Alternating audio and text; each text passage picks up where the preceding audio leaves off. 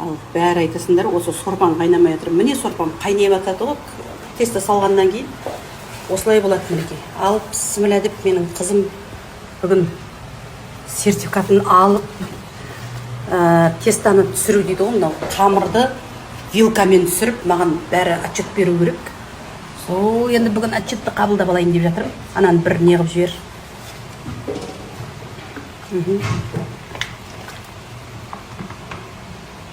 Бісміллә деп.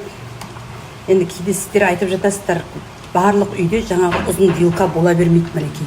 Ұзын вилка бола бермейді. Қазір енді бұл үйде вилка жоқ, не істеймін дейді. Мен айтам, вилкамен түсіресің деп жатырмын. Кәдімгі шағын вилкамен. Ал. Мінекей. Сорпа деген қайнап жатыр мінекей. Қандай әдемі сорпа. Мынау жас қозының еті мына. Бүгінгі жас қозының.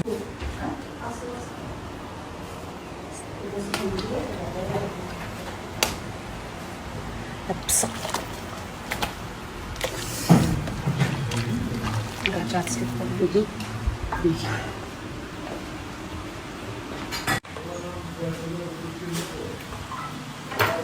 Ал ханымдар, мына етті көрсетші. Онда әр мүшені бөлек-бөлек кісілердің, қонақтардың алдына жеке апарып берді.